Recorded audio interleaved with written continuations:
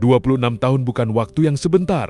Selama rentang waktu itulah Indonesia menunggu kembali hadirnya seorang tunggal putra di posisi paling atas ranking dunia. Dan hari ini, penantian itu akhirnya terjawab. Jonathan Christie resmi menjadi pemain nomor 1 dunia. Berdasarkan pembaruan ranking Badminton World Federation pada 24 Agustus 2026, Jonathan memimpin sektor tunggal putra dengan koleksi 87.631 poin, yang membuat pencapaian ini terasa semakin istimewa. Tanggalnya persis bertepatan dengan momen ketika 26 tahun lalu, posisi yang sama terakhir kali ditempati legenda Indonesia Taufik Hidayat. Jadi, ini bukan sekadar cerita tentang naik ke peringkat pertama. Ini adalah cerita tentang estafet panjang tunggal putra Indonesia. Dan menariknya, perjalanan Jonathan menuju titik ini ternyata bermula dari seorang anak kecil yang bahkan sempat ingin berhenti bermain bulu tangkis. Jonathan lahir di Jakarta pada 15 September 1997.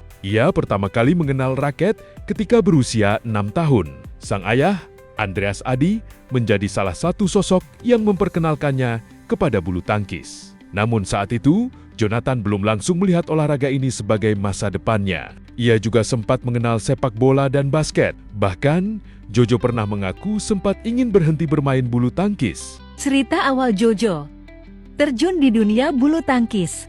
Aku mulai bulu tangkis itu di umur 6 tahun. Which is itu aku kelas 1 SD. Baru start benar-benar belajar bulu tangkis. Si pihak sekolah, dia ada kerjasama dengan salah satu klub kecil waktu itu, belum besar. Dan dari situ si pelatih melihat kayak, oh kayaknya anak ini punya kemauan, punya bakat gitu. Nah dari situ karena si papa backgroundnya juga atlet, jadinya ya udah dia bener-bener ya udahlah kayaknya anak gua nih di bulu tangkis aja gitu. Itu awalnya. Dan sampai di kelas 2 itu apa, SD? 2 SD. Oke. Itu 1 tahun aku bener-bener baru belajar basic bulu tangkis gitu. Kelas 2 SD udah mulai latihan serius. Dalam arti latihan sehari 2 kali. Titik baliknya justru datang ketika usianya baru 8 tahun. Dalam sebuah turnamen kecil, Jonathan berhasil menjadi juara. Kemenangan sederhana itu ternyata memberikan dorongan besar. Sejak saat itu, latihannya semakin serius. Turnamen demi turnamen mulai diikuti, dan prestasi demi prestasi mulai dikumpulkan. Bakatnya pun semakin terlihat. Ngarahinnya tuh udah mulai ke bulu tangkis. Jadi ya udah aku ikutin apa yang memang papa pengen. Pelan-pelan kayaknya 1,5 tahun setelah itu udah mulai ikut kejuaraan kecil, mungkin antara kota bisa Jojo yang ngomong lagi. Mulai bisa menang terus ngerasa kayak oh ketika menang tuh ada rasa bahagia. Oh ketika menang tuh bisa dapat apa ya, kayak tambahan uang jajan. Asik. Ya, itu salah satu hal yang oh ternyata kalau juara asik juga ya gitu. Jadi lama-lama ya udah senang akhirnya ya itu akhirnya ternyata keterusan. Ketika masih berusia sekitar 11 tahun, Jonathan sudah mengoleksi berbagai gelar. Salah satunya adalah medali emas Olimpiade Pelajar Sekolah Dasar se-Asia Tenggara di Jakarta pada 2008. Prestasi tersebut bahkan ikut mengantarkannya mendapatkan penghargaan Satya Lencana pada 2009. Jadi, jauh sebelum namanya dikenal sebagai Jojo yang sekarang. Tanda-tanda bahwa ia memiliki potensi besar sebenarnya sudah muncul sejak usia belia. Perjalanannya berlanjut ke level junior. Pada 2010, Jonathan meraih gelar juara junior Asia Under 15 di Jepang. Kemudian pada 2013, ia mendapatkan gelar senior pertamanya melalui ajang International Challenge di Indonesia. Nama Jonathan semakin dikenal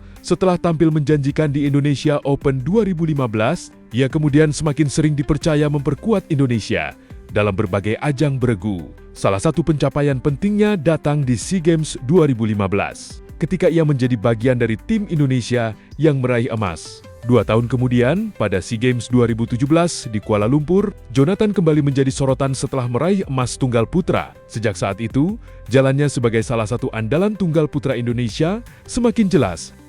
Tetapi menjadi pemain nomor 1 dunia jelas tidak terjadi dalam 1 atau 2 turnamen. Jonathan harus melewati banyak pertandingan menghadapi pemain-pemain terbaik dunia, mengalami kemenangan, kekalahan, kritik, sampai fase ketika performanya belum selalu stabil.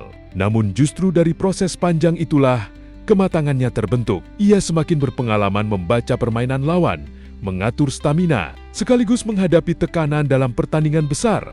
Dan sekarang, semua perjalanan tersebut bermuara pada sejumlah angka, 87.631 poin. Angka yang menempatkan Jonathan Christie di peringkat pertama dunia. Di belakangnya ada Christophe Popov dari Prancis dan Kunlavut Vititsan dari Thailand. Sementara Alex Lanier juara dunia 2026 berada di peringkat ke-7. Menariknya, Jonathan juga tidak sendirian. Indonesia masih memiliki Alwi Farhan di peringkat ke-11 dan Muhammad Zaki Ubaidillah di posisi ke-29. Di sektor lain, Fajar Alfian dan Muhammad Shohibul Fikri berada di papan atas ganda putra, sementara Putri Kusuma Wardani juga masuk jajaran elit tunggal putri. Artinya, pencapaian Jonathan hadir di tengah persaingan bulu tangkis Indonesia yang masih memiliki banyak wakil kuat. Namun posisi Jojo tetap memiliki makna tersendiri, sebab terakhir kali Indonesia memiliki tunggal putra nomor 1 dunia.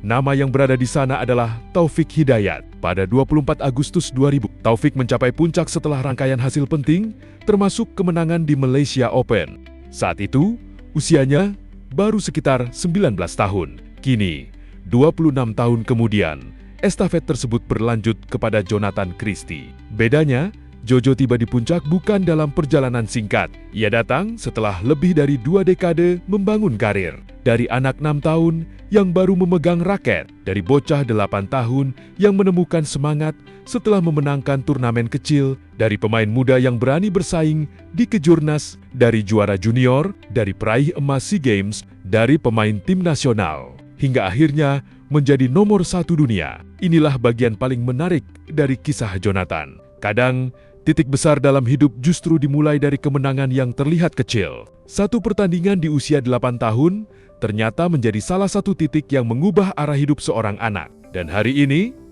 anak yang dulu sempat ingin berhenti itu berdiri di tempat yang pernah ditempati Taufik Hidayat. Setelah 26 tahun, takhta tunggal putra dunia kembali memiliki nama Indonesia. Jonathan Christie. Pertanyaannya sekarang bukan lagi kapan Indonesia kembali ke puncak? Karena jawabannya sudah ada. Yang menarik untuk ditunggu adalah sejauh apa Jojo mampu mempertahankan posisi nomor 1 dunia ini.